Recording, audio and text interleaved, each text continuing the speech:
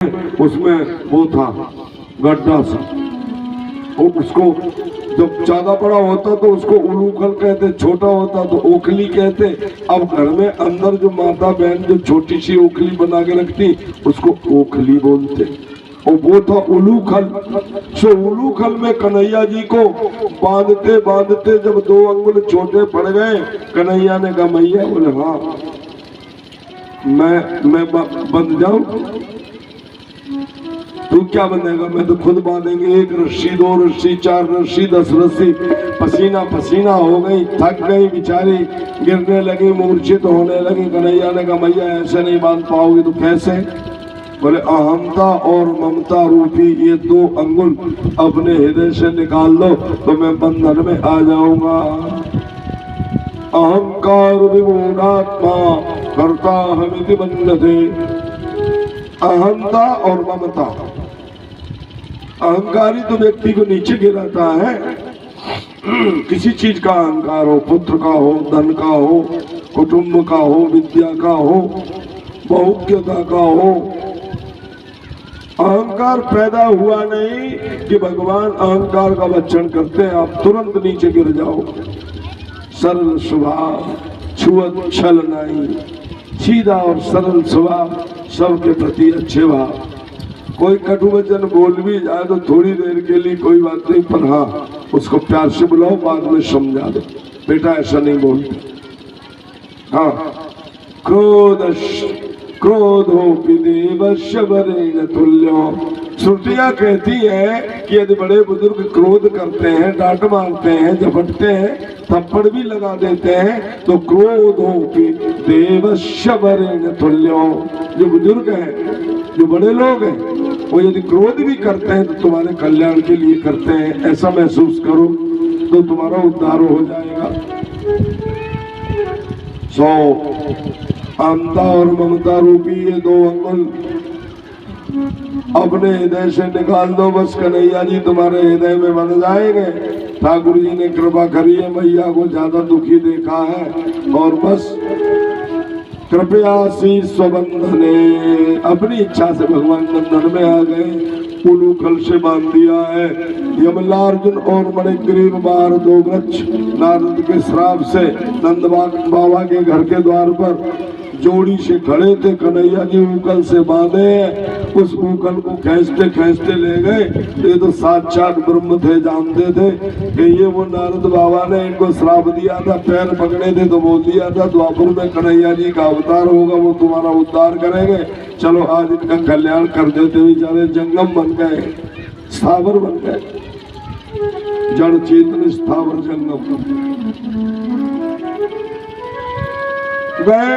उन दोनों पेड़ों के बीच में से उलूखल को लेकर के, और महाराज जोर से झटका मारा है कन्हैया ने, कि उलूखला तो बहुत बड़ा था, दोनों पेड़ के बीच में अड़ गया। जो कन्हैया ने झटका मारा, दोनों के दोनों धड़ाम सीधे पृथ्वी पे गिर पड़े। उसमें से 2 महापुरुष निकले, शंख चक्र गदा पद्म लिए हुए, कुबेर के यमलार्जुन वृक्ष के रूप में जो खड़े थे। नलकुबर और मणिग्रीव ये कुबेर के बेटा थे। इनका कन्हैया जी ने उद्धार किया। चटचटा शब्द की आवाज हुई है, ब्रजवासी डर गए। मैया को किसी ने चिल्ला के बताया, अरे कन्हैया दब गए, कन्हैया दब गए। पेड़ के नीचे मैया निकल के भागी है, बाहर आई है। कन्हैया को जल्दी से जल्दी खोला है, उठाया है, गले से लगाया है, झाड़ पोंछ करी है, मिनट मिनट पे झाड़ा फूंक किया। रे देवियों, तुम अपने बेटे को कभी हर बैगड़ा आंवला चटाना खिलाना नहीं जानती। डॉक्टर के पास दवाई गोली लेने चली जाओगी, पर कभी अपने बेटे को आप ये नहीं समझती हो कि इसको पाचक चीज खिलाई जाए। हरण है, बहेरा है, आंवला है, और सर्दी लग जाए तो सर्दी को दूर करने के लिए किसके और कुछ चीजें दी जाती है जिससे बच्चा स्वस्थ रहता है, उसकी चठराग्नि तप्त हो जाती है। अब आजकल के बच्चे हैं, देखो बूंदी बन रही है, उधर तैयार दिखाई दे रही, शायद मालपुआ बनेंगे। बच्चा कोई ऐसा नहीं है जो 4 मालपुए खा जाए। इतनी बूंदी, नहीं मीठा नहीं, मीठा नहीं तो क्या खाओ, मठा पियोगे। अरे मठा पियो की ताकत कहाँ से आएगी? काजू खाओ, पिस्ता खाओ, बादाम खाओ, दूध पियो, मक्खन खाओ, तब ना ताकत आएगी शरीर में। वाणी में, इंद्रियों में जोश रहेगा, होश रहेगा। नहीं तो मुरझा के, भूखे, सूखे, रूखे तो सार नहीं पड़ जाता किसी पेड़ के ऊपर, वैसे लटक जाओ। अरे ईश्वर ने जीवन दिया है, धन जो है इसकी 3 गतियां हैं। गलती से कहीं तुम सोचो धन की 50 गतियां है ना। नंबर 1 दान, श्रेष्ठ धन वही है, सो धन धन प्रथम गति जासु। दान मार्ग में लगे, शुभ कर्म में लगे, भलाई में लगे, कुआं खोदने में लगे, दूसरों को जल पिलाने में लगे, पाठशाला बनाने में लगे, डिग्री कॉलेज खोलने में लगे, धर्मशाला बनाने में लगे, भूखे टूटे गरीब की मदद करने में जो लगे वो धन है, परोपकार में। और जो लोग ऐसा नहीं करते हैं, धन को संचय करते रहते हैं, दूसरी गति धन की है भोग, दान, भोग। दान के बाद नंबर 2 पे है भोग। बढ़िया बढ़िया चमकने वाले कपड़े पहनो, अच्छा मुड़ाइचा बांधो बढ़िया साफे का, अच्छी साफी पहनो, अच्छी साफी डालो। भगवान ने धन दिया है तो, और नहीं तो नहीं धन दिया है तो पेड़ के ऊपर जो छाल है इसका भी कपड़ा बना के पहन सकते हो। ईश्वर ने प्राकृतिक नियमों के सिद्धांत के अनुसार, आपके कर्म के अनुसार आपको जो दिया उसमें संतोष करते हुए बलकल वस्त्र भी धारण कर सकते हो, लंगोटी कोपीन में भी रह सकते हो, शाफी लगा करके भी जीवन व्यतीत कर सकते हो, तहमद लगा के भी जीवन व्यतीत कर सकते हो।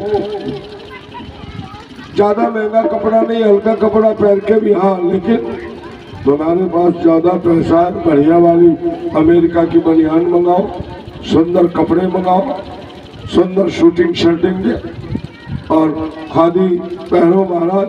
3300 रुपए की 1 मीटर आती है और 3 मीटर का कुर्ता बनता है। 33 3 99 9,900 की एक कुर्ता बनेगा और खादी की एक धोती पहनोगे तो महाराज 1500 से लेकर के और 15,000 20,000 तक की धोती आए और वैसे ही दुपट्टा खादी का आए और वैसे ही सिर ढकने की टोपी आ जाए। कम से कम 50,000 1 लाख 1.5 लाख 2 लाख तक पोशाक बने। धन दिया भगवान ने खूब अनाप शराब, तो खूब अपने ऊपर खर्च करो, दूध पियो, घी पियो, मक्खन मिश्री खाओ और खूब मेवा मिष्ठान खाओ, फल खाओ। और धन नहीं दिया है, सीमित धन दिया है जिसमें आप अपने परिवार का भी गुजर बसर कर पा रहे हो।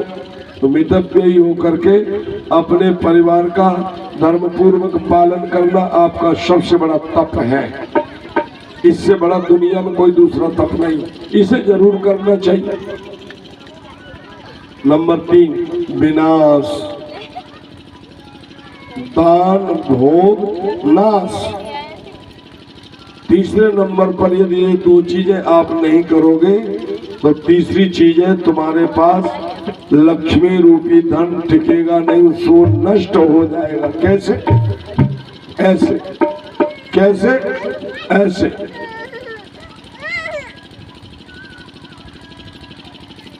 कैसे? जुआ खेलने से, दाव लगाने से। ऐसा किस लिए करना? धन की 3 गति फिर बताता हूं, दान, भोग, नाश।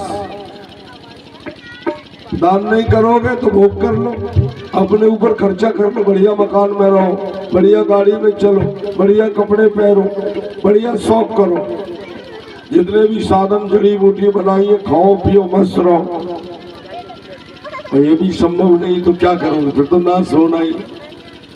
पर हाँ, ये मैं जरूर कहता हूँ, जो खाद्य पदार्थ है ना मानवों के लिए, आप उसी का सेवन करें। मुझे बड़ा दुख है, मैं बड़ी गिलानी के साथ बड़ा दुखी होकर के महसूस करता हूँ कि कल हमारे अपने अपने नगर में, जहाँ हम सुंदर ज्ञान की का आयोजन महाराज जी की आज्ञा से हो रहा था, सिद्ध बाबा सुन रहे थे। दुर्भाग्यवश हमारे कुछ मित्र साथी हमें छोड़ करके दुर्घटनावश चले गए हैं। मैं उनकी आत्म शांति के लिए भगवान से प्रेयर करता हूँ, हे दीनानाथ ऐसी दुर्बुद्धि आप किसी को न दें, सबको सद्बुद्धि दें, ताकि सब स्वस्थ रहें, निरोग रहें, स्वस्थ रहें, धर्म का पालन करें, बच्चा बच्चना खाएं और इस समाज को मंगलमय बनाएं। ऐसा परमपिता परमात्मा से मैं प्रार्थना करता हुआ आप सबसे ओम शब्द के साथ 1 मिनट का मौन धारण करवाऊंगा। उन तीनों दिव्य आत्माओं को भगवान शांति ने अपने चरणों में स्थान दे। इस तरीके से मैं आपसे 1 मिनट आप भी मेरे साथ में मदद करना। पहले ओम का उच्चारण करेंगे। ओम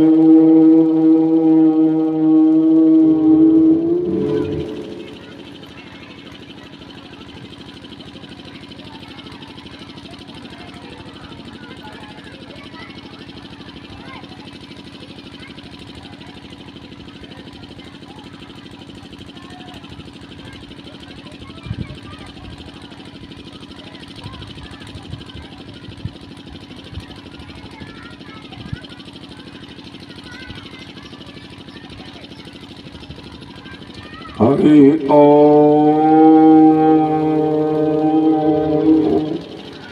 ओम देवो शांतिरंतर जगम शांति पृथ्वी शांतिरापो शान्तिरोपदयः शान्तिः वनस्पतयः शान्तिर्विश्वेदेवाः शान्तिरुपशान्तिः सर्वगं शान्तिः शान्तिरेव शान्तिः सामा शान्तिः। हरि ओम शांति शांति सुशांतिर्भवतु। हे मेरी दिशाओं के देवता, बस्ती के सभी देवता देवियों, यदि हमारे किसी बालक से कोई अपराध बनता है, हमारे भाइयों से, मित्रों से, हमारे गांव के आसपास के जितने भी गांव नगर हैं उनमें से किसी से कोई अपराध बन जाए तो उसको माफ कर देना, सबको शांति देना, सबको खुशियां देना, सबको स्नेह देना, सबको सद्बुद्धि देना।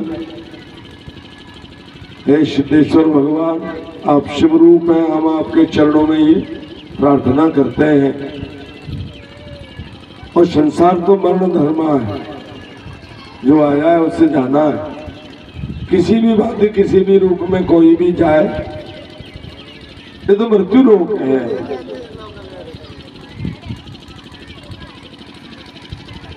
ध्रुवस्य चौ, यहाँ जो आया है उसकी मृत्यु अवश्य होनी।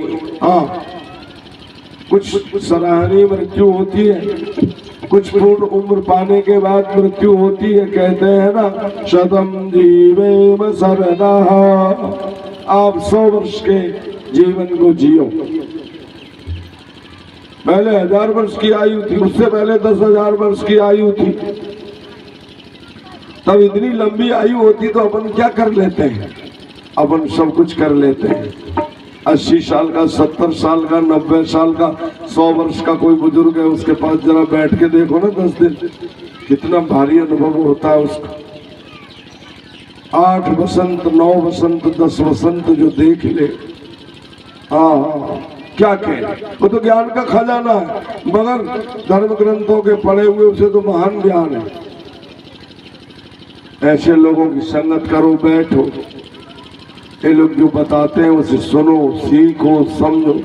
आजकल बुजुर्गों का अपमान करना हमारे बालकों ने शुरू कर दिया है। बुजुर्गों को कोई जो पूछता नहीं है। अरे बुजुर्गों को नहीं पूछोगे तो तुम्हारी बड़ी दुर्दशा हो जाएगी। ये पुरोधा जितने भी बैठे हैं हमारे यहाँ के बुजुर्ग, ये सारे के सारे हमारे ज्ञान चक्षु हैं। ये हमारे बुद्धि का एक चमकता हुआ सितारे हैं। इनसे कुछ ले लो, सीख लो, और इनसे कुछ अपनी भारतीय संस्कृति और धर्म के परिपालन का मार्ग पता कर लो। और ये सब समयांतर में, कालांतर में, यदि यात्री से यात्रा पूरी करके जब चले जाएंगे ठाकुर जी के दरबार में, तब तुम्हें कौन बताएगा? कोई नहीं बताएगा। अपने बुजुर्गों से, वृद्ध जनों से, समाज के ज्ञानी जनों से अच्छी बातें सीखना है, उन पर आचरण निरंतर बनाए रखना है, बीच में छोड़ना नहीं है, उसे शिथिल नहीं करना। शिलावली ग्राम में जब रामलीला हो रही है तो करते रहो उसको। चंदा चिट्ठा की कमी पड़ती है, पैसा नहीं होता है, तो भगवान के नाम के लिए तो चंदा चिट्ठा शायद मुझे नहीं लगता कोई मना करेगा। एक दूसरा और एक बात बता दूं आपको, मेरे कानों में आई है। डॉक्टर लोकेंद्र सिंह तोमर, आदर्श नगर, मैंने अपनी आंखों से जितना देखा है, कानों से जितना सुना है, उनके साथ में जितने समय व्यतीत कर पाया हूँ, रह पाया हूँ, बेचारे बहुत ईमानदार हैं, समाज सेवक हैं, बहुत अच्छे आदमी। कुछ लोगों ने उनकी अफवाह फैला दी कि उन्होंने पहले कभी कोई चंदा धर्म काम के लिए हो किया होगा, उसे खा गए। अरे राम राम राम, मिथ्या कलंक सत्राजीत जैसा मत लगाओ, नहीं दुर्दशा हो जाएगी तुम्हारी। अगले ने डायरी में लिखित में एक एक पैसे का हिसाब दिया हुआ है और सब कुछ बताया है, तो उसके ऊपर आप अंगली। समाज में जो धर्म काम कराता है उसको हतोत्साहित कर देते हो ताकि वो दोबारा खड़ा ही ना हो धर्म काम करने के लिए, तो तुम बड़े खुश हो। और यदि कोई धर्म काम करने के लिए कमर कस के खड़ा हो जाए तुम उसका विरोध करते हो। ऐसा क्यों? ये हमारे आप सबके पतन का कारण है। धर्म काम हो, आंख बंद करके आगे बढ़ो, तन से मन से। धन प्रभु ने दिया है तो धन दो, नहीं तो धन तो देने वाले सिद्ध बाबा है, ठाकुर जी, ये धन तो अपार हो जाएगा। जितना महाराज जी को चाहिए, महाराज जी के पास तो खजाने के खजाने भरे महाराज। आपका धन लोगों को बहुत कम चाहिए, आपका तन और मन चाहिए। अपनी प्लानिंग बनाओ इस यज्ञ की पूर्ति के लिए। आज और कल 2 दिन का समय और है, और मैं बिल्कुल संक्षेप में कथा कहता हुआ अब निकलूंगा। ये मत सोचना पंडित जी ने ये छोड़ दिया वो छोड़ दिया, ऐसा ना। प्रसंग को टच करते हुए छूते छूते चलेंगे। सारे कदमों को तो नहीं गिन सकता हूँ, पर हाँ कदम कह दूंगा तो समझ लेना सारे कदम गिन लिए पंडित जी। जोर से बोलो श्री राधे। कन्हैया खेल खेल में बलदाऊ के साथ इतना निर्बल हो जाए कि महाराज भोजन की भी याद नहीं रखे। नंद बाबा बुलाए, बेटा खाना, बलदाऊ आ जाओ भोजन कर लो, तो नहीं आए। जशोदा मैया, रोहिणी मैया बुलावे तो ठाकुर जी वैसे ही चल रहे जैसे मोजे निकारत बुलावे भोजन करत बुलावे नहीं आवत तलीबान समाना, कौन सी आदत बोलना तुमको प्रभु चले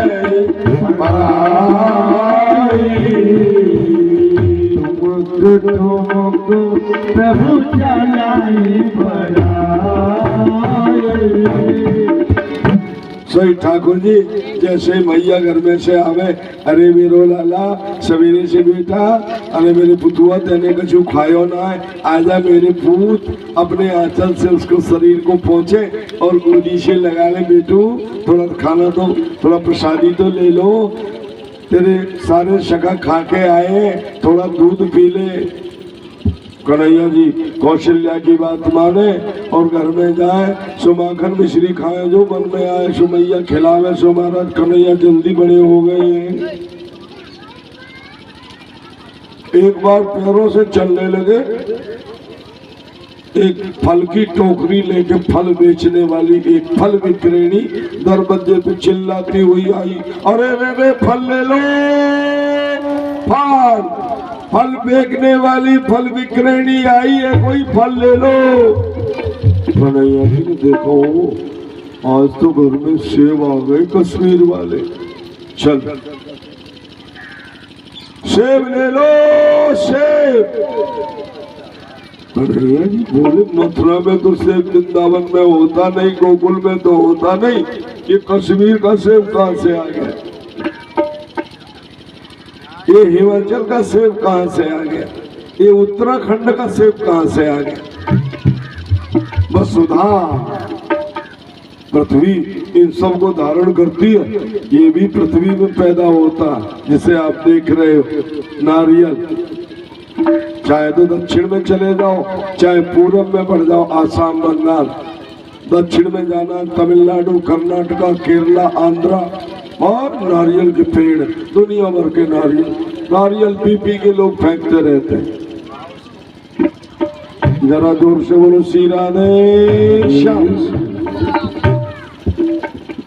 फल ले लो फल ले लो।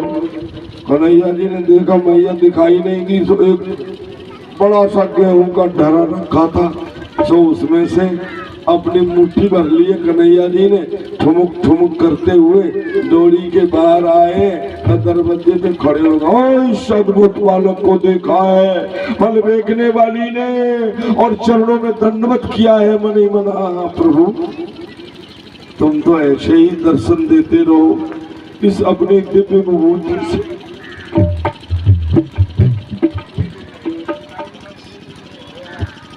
नारायण मैंने कोई शुभ काम तो नहीं किया, पर हे प्रभु मेरे फलों को स्वीकार कर लो। ठाकुर जी दर्शन दिए, च्युत धान्यम करद्वयम। अब ऐसे छोटा बच्चा मुट्ठी तो मारना जानता नहीं, थोड़ी सांस हो गई तो महाराज पूरा इनका धान्य गेहूं खिड़ गया, कोई 10-5 दाने हाथ में रह गए थे। बेटा तुमको क्या चाहिए? आप जैसा फल लेने वाला और मुझ जैसी फल देने वाली अब तक ना तो मुझे कोई ऐसा फल खरीदने वाला मिला है। प्रभु आपको तो मैं वैसे ही फल दे रही हूँ। आ जाओ मेरे बेटा, आ जाओ मेरे कन्हैया, आ जाओ मेरे प्राणनाथ। कन्हैया जी आगे आगे गए, पैरों को लड़खड़ाते हुए, झोली भरती है फलों से। कन्हैया जी ने वो 4 दाने इसकी झोली में डाल दिए।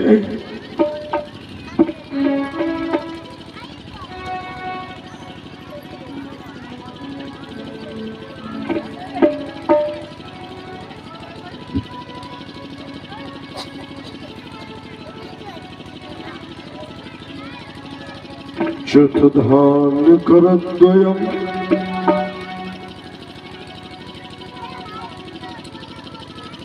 टोकरा को बंद किया है, प्रभु के दर्शन किए हैं, परिक्रमा करी है, दंडवत की है, टोकरी उठाई है, सिर पे रखी, आज मैं धन्य हो गई।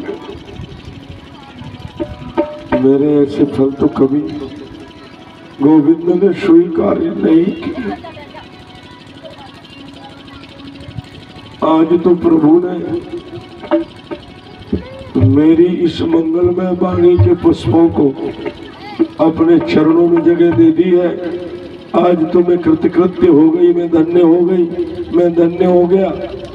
प्रार्थना करके गई है, घर में जाके कपड़ा उतारा, देखा तो हीरा मोती माणिक मूंगा जवाहरात सोना चांदी से वो टोकरा भरा हुआ, मोहरों से सारी गरीबी नष्ट हो गई। ठाकुर जी को फल खिलाओगे ना निस्वार्थ भाव से, भागवत भगवान के चरणों में फल चढ़ाओगे ना, तो तुम्हारे पास फलों के अंबार लग जाएंगे। हाँ पंडित जी तुम्हारे फल नहीं खाता है, एक भी फल आज दिनांक तक मैंने नहीं खाया अपने मुंह से। महाराज जी त्यागी जी ने जो फल दिया है प्रसाद के रूप में उसे लिया है। पंडित जी अपने काजू बादाम मखाने सब देसी घी में भून के काली मिर्च मिला के नमक मिला के लेके आया, खाता है। ना आपका फल ले रहा हूँ ना आपकी मेवा ले रहा हूँ। हाँ, कुछ सज्जन दूध अवश्य भेज रहे हैं, मुखिया जैसे लोग, और भी हमारे गांव के लोग भेज रहे हैं गाय का दूध। मेरे अपने घर से भी आ रहा है, वो एक गिलास जरूर पी लेता हूँ। भागवत जी की कथा जब तक चलती तब तक अन्न नहीं ले रहा हूँ। यहाँ से कथा विराम करने के बाद संध्या के समय ही सिद्ध बाबा को प्रणाम करके अन्न लेता हूँ। एक ही प्रार्थना करता हूँ कि प्रभु हमारे ये वाणी रूपी फल पुष्प आप अपने चरणों में रख लो।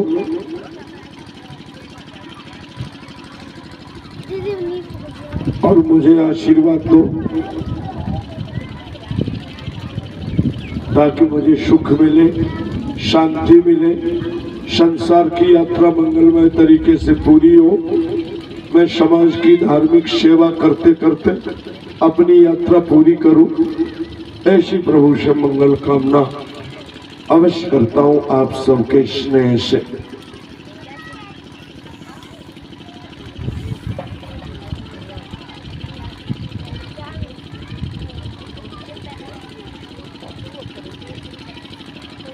वृंदावन में गाय बछड़ा चराने चले गए हैं कन्हैया जी।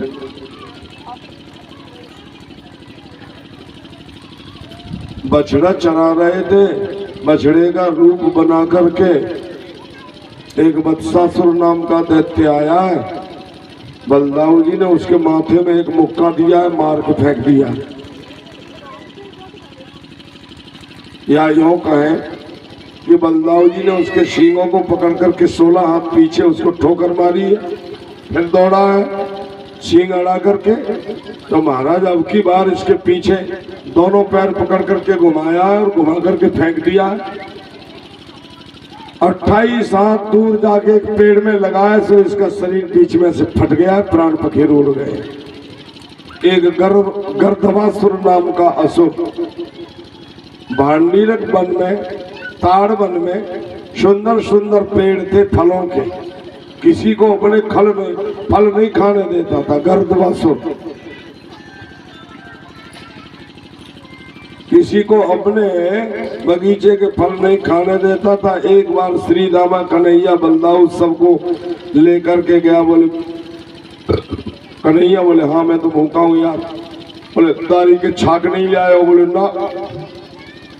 तो यहाँ कहाँ से कुटा हुआ बना के रखे तो खवाई देंगे। मैं बताऊं, सामने एक वन है, इसमें एक गर्दवासुर नाम का असुर रहता है। गधे के रूप में हैचू हैचू करता रहता है।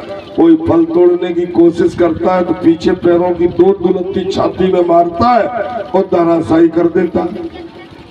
कन्हैया ने कहा अच्छा ऐसी बात है? बोले हाँ। बलदाऊ क्या विचार है? बोले चलो ना उसको देख लेते कैसा गर्दवासुर है। सो गए बलदाऊ जी महाराज फलदार पेड़ पे चढ़ गए, पकड़ के पेड़ को हिलाया, पटर पटर पटर पके पके सारे बेरिया जैसे बेर और महाराज सुंदर पके हुए आम सब नीचे टपक गए। सबने खाए। गर्दवासुर खा पी करके तन्ना के गुफा में सो रहा था। पटर पटर की आवाज हुई, उसमें से निकला है। गुफा से बाहर निकलते ही शरीर को ऐठा है, एड़ाया है, हैचू हैचू करी है, हाँ हाँ हाँ हाँ करके भाग के बाहर आया है। और एकदम महाराज बलदाऊ जी खड़े थे तो ऐसे पीछे मुड़ के 2 दुलत्ती मारने की कोशिश करी है। सो बलदाऊ जी ने उसके दोनों पैर पकड़ लिए, दोनों पैर पकड़ के और उसको घुमा करके और तेज गति से फेंक दिया है। पत्थर पे गिरा है, शरीर फट गया है, माथे से एक उजाला निकला है, कन्हैया जी के अंतः प्रकोष्ठ में प्रवेश कर गया। बोलो कृष्णचंद्र भगवान की। गाय बछड़ा चलाने जाते थे। एक अगासुर नाम का असुर था, सांप का रूप बनाया, जो रास्ता था ना, एक ओट नीचे एक ऊपर गुफा सी बना दी। सारे ब्रजवासी ग्वाल बाल उसमें घुस गए, बछड़ा घुस गए। अब सब जो बदबू आई, चेहर से जलने लगे। सोई कन्हैया कन्हैया कन्हैया पुकारने लगे, बचाओ, मर गए, जल गए। और ये जो है अगासुर जो है ना, सोच रहा था कि कन्हैया बलदाऊ जी दोनों आ जाए, तो बलदाऊ तो आ गए, कन्हैया नहीं आए थे। अब कन्हैया की प्रतीक्षा करने लगा, कन्हैया भी आ गए कि सब चले गए तो मैं क्या करूँगा। कन्हैया भी अंदर चले गए, इसने मुंह को बंद किया है। कन्हैया जी ने एकदम कंठ में खड़े होकर के इसके में अपने शरीर को बढ़ाया है। बढ़ाते बढ़ाते बढ़ाते बढ़ाते भैया इसकी सांस नलिका और इसका कंठ का मार्ग अवरुद्ध हो गया है। इसका ब्रह्मांड फट गया है। इसका तेज जो है वो माथे से निकला है। सबके देखते देखते कन्हैया जी के मुख में प्रवेश कर गया है। देवता पुष्पों की वृष्टि कर रहे हैं। इस चरित्र को जो सुनेंगे सुनावेंगे उनका सदैव मंगल होगा।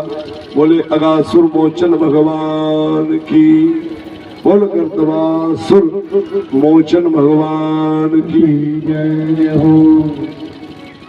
एक बार छोटा सा हरिशंकीर्तन कर दो, छोटा सा, और इन्हीं लीलाओं से आधारित, फिर उसके बाद हम आगे बढ़ते हैं। लागे वृंदावन की खोरियाली मोए, लागे वृंदावन नी को, लागे वृंदावन नी को, आले लागे वृंदावन नी को। घर घर तुलसी ठाकुर पूजा, घर घर तुलसी ठाकुर पूजा। दर्शन गोविंद की खोरियाली मोए, लागे वृंदावन की खोरी। दर्शन गोविंद जी को सखी मन, लागे वृंदावन की खोरी। आले मोहि लागे वृंदावन नी। आली उसी में आ जाओ, उसी राग में आ जाओ। आली मोहि लागे वृंदावन नी को, आली मोहि लागे वृंदावन, लागे वृंदावन की खोरी। आली मोए लागे वृंदावन की खोरी। कौन सा राग है कुशवा जी, बताओ।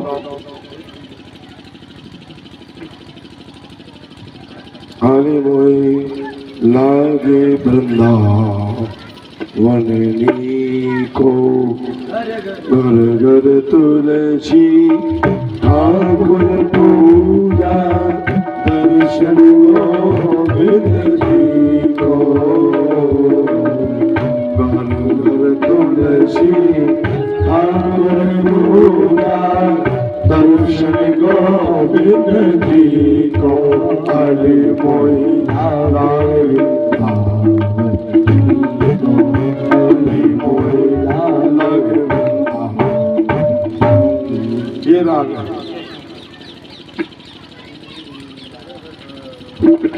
राग को बेराग बनाओगे तो इसका राग ही चला जाएगा, आनंद ही चला जाएगा। श्री राधे और कुशवा जी तो महाराज संगीत के परायण है। जैसी हवा चलती है वैसे ये भी बहना शुरू कर देते हैं। इतनी कलाकार है ये। आप जो है किसी भी राग में, किसी भी रागनी में, 6 राग 36 रागनियां, किसी में भी आप कुछ भी गायन करो, यदि तुम नहीं मिलोगे ये तुम में मिल जाएंगे। ये इनकी कलाधारी है। इसलिए मैं अपनी कोई बात कहता हूं तो इनसे ही निवेदन करता हूं, और वो बात मैंने इनसे ही कही है कि आली मोहि लागे वृंदावन नी को, आली मोहि लागे वृंदावन नी को। घर घर तुलसी ठाकुर पूजा, घर घर तुलसी ठाकुर